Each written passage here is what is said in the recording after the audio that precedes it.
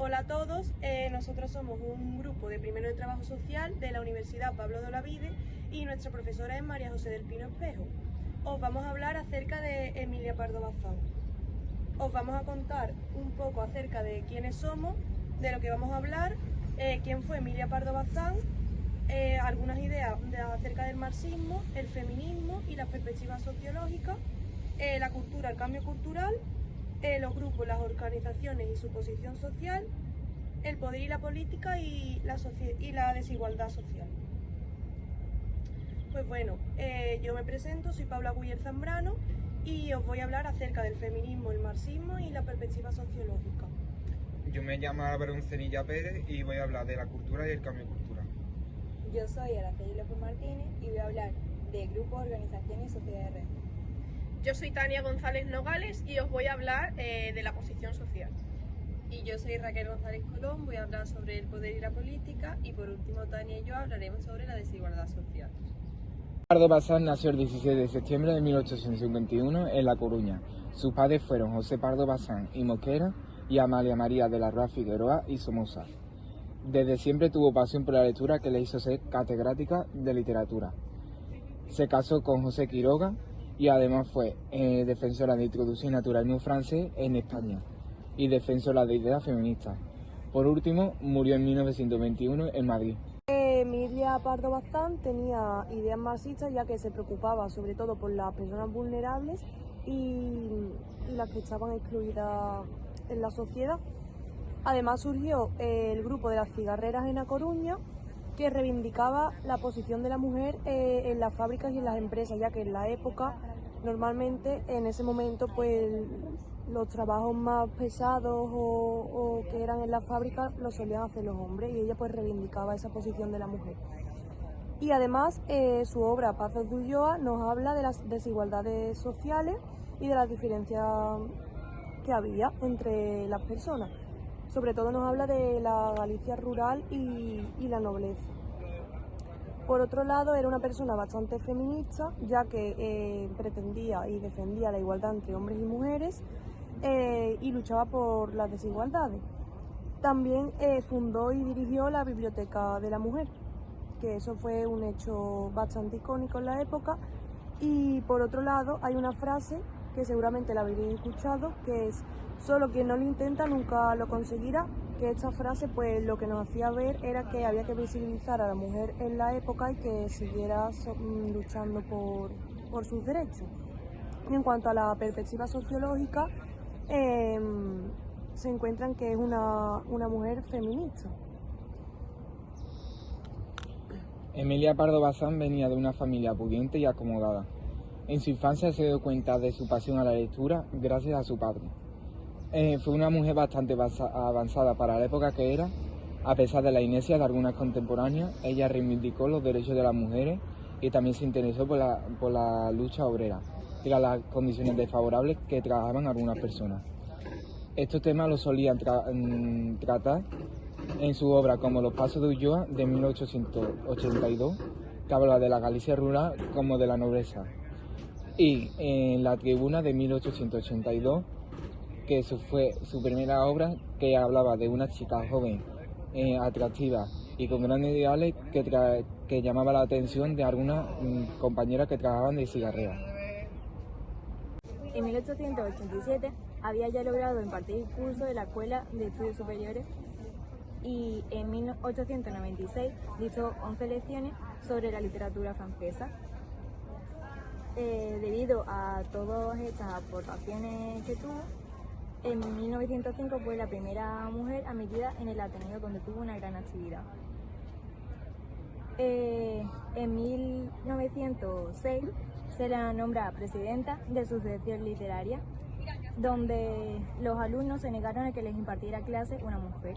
En 1908 comienza a utilizar el título de condesa de Pardo Bazán, que le es otorgado por Alfonso XIII en reconocimiento a su importancia en el mundo de la literatura. Desde 1910 se le convirtió en consejera de la instrucción pública. También hizo varios intentos en entrar en la Real Academia y fue negada su solicitud porque con el pretexto de que ahí no había sitio para mujeres. Sin embargo, en 1916, el ministro de Instrucción Pública la hace catedrática en la Universidad de Madrid, donde sufrió el boicot de profesores y alumnos, del que queda constancia en varios libros de anécdotas que se burlaban sobre su físico. Cabe destacar su participación con Concepción Arenal en el Congreso Pedagógico de Madrid y que defendió el acceso, la libertad y la capacidad de las mujeres por ejercer un oficio. Con ese objetivo fundó la Biblioteca de la Mujer, a través de la cual dio a conocer a feministas extranjeras para que las mujeres españolas se reivindicaran ante la represión que estaban sufriendo.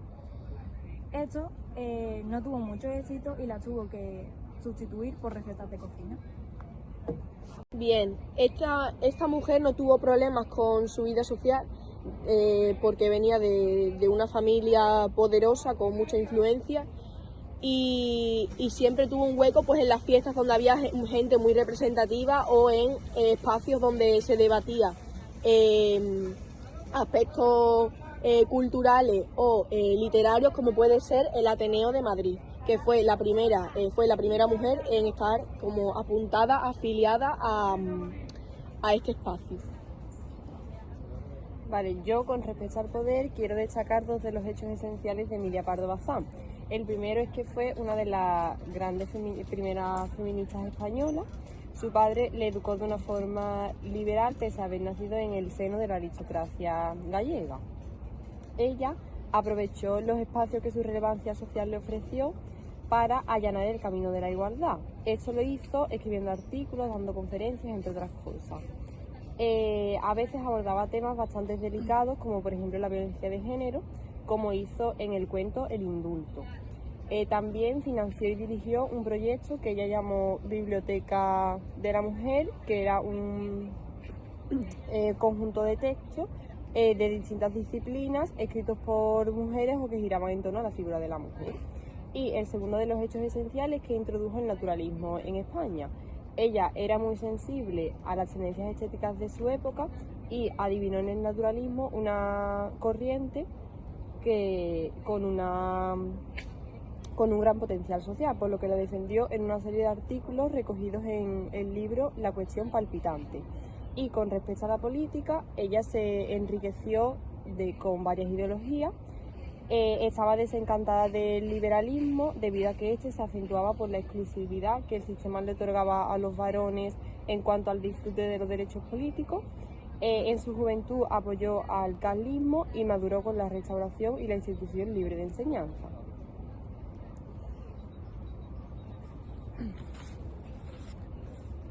Vale, y ahora, con respecto a la desigualdad social, aunque ella hace una denuncia por la situación que se está viviendo en su época, su obra no tiene un carácter victimista ni se centra exclusivamente en las mujeres, sino que aborda todas las vías y las expectativas que la sociedad ofrece para desarrollar la personalidad. Desde esta perspectiva nos encontramos ante la fuerza de una mujer que luchó contra lo establecido, tanto social como intelectualmente, y su afán por alcanzar una cultura en un momento en el que las mujeres en España eran analfabetas. Bien, Emilia Pardo Bazán, con su obra La Tribuna, muestra la realidad social de la España más trabajadora en aquella época, y es la primera vez que se le da voz a una mujer trabajadora en una fábrica, en este caso de cigarros, y se muestra cómo es el día a día de estas mujeres, las condiciones en las que trabajan y los sueldos pues que tienen en aquella época. Bueno, pues ahora vamos a hacer un pequeño debate para exponer nuestras ideas y lo que estamos de acuerdo y lo que no. Observando los obstáculos que Emilia, como mujer con cierto estatus social alto, tuvo que superar en lo que respecta a la sociedad actual, ¿cuáles cree que son los obstáculos que tienen todavía que superar las mujeres con buena posición social en la actualidad?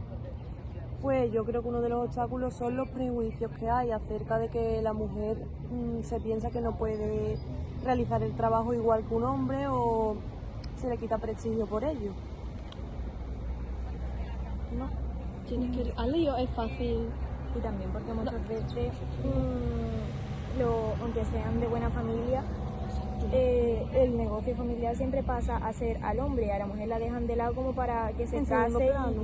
y para que mantenga una familia y una familia buena, respetada y tal. Como que siguen viendo que el hombre es más capaz. De corta manera. ¿Es fácil para la mujer llegar a puestos de dirección? Pues yo creo que no porque no tengan capacidades, porque las mujeres tenemos muchas capacidades para llegar, sino que se nos sigue asignando el rol de los cuidados, el tener que cuidar a los niños y a las niñas, a los ancianos, a los abuelos, a las madres. Y creo que hasta que no cambiemos esto, las mujeres no vamos a poder acceder bien a estos puestos de dirección. ¿Pensáis que las mujeres tienen que tener un cierto nivel social para reivindicarse? Pues yo creo que no, pero si tú tienes un cierto estatus social, vas a ser como más representativa. Más fácil. Va a ser más fácil que si tú no tienes un cierto estatus social, pero sí que es verdad que la unión hace la fuerza, y si tú te juntas con muchas personas, aunque no tengas buen estatus social, que se te escuche, pues sí que también se pueden hacer cosas, creo yo. También pienso que, por un lado, si no tienes tanta posición social y te arriesgas, por ejemplo, te están tratando mal en el trabajo y quieres reivindicarte, tú tienes mucho más que perder que la persona que no tuviera esa posición social, porque esa persona cuenta un apoyo desde casa. Pues sí. Y tú no. Claro. ¿Creéis que si Emilia Pardo Bazán hubiera tenido un nivel de vida más bajo, se hubiera reivindicado? Yo creo que sí, pero que a lo mejor le hubiera costado más, porque como no hubiera sido con su nivel tan alto, creo que hubiera tenido más problemas. Yo creo que sí lo hubiera Yo pienso hecho. que no, porque siendo del siglo XIX tan mal visto que la gente se reivindique, y además del tema que era del feminismo, yo pienso Pero que no. también Ya, ella era pero, muy claro, revolucionaria. tenía las ideas o muy sea, claras, entonces a lo sí. mejor Bueno, no sé. por yo esa creo que parte sí. podría defender. Yo creo que se hubiera reivindicado porque la familia siempre, o sea, su padre siempre ha estado inculcándole esas ideas liberales, pero que quizás no hubiera sido tan escuchada, no hubiéramos estado a día de Yo hoy pienso hablando que de ella. claro. Hoy en día existen colectivos que no ven la necesidad de que haya igualdad entre hombres y mujeres. Yo creo Yo que creo que sí. Por ejemplo, las generaciones más antiguas, sobre todo, piensan eso, los abuelos. Yo creo que esto se basa sobre todo en la educación. Vamos avanzando y las ideas yo creo que se van aclarando. Sí que es cierto que estamos a lo mejor en un momento de regresión, en mi opinión, pero creo que los jóvenes somos el cambio y hay que apostar por nosotros y por seguir avanzando. Pues sí.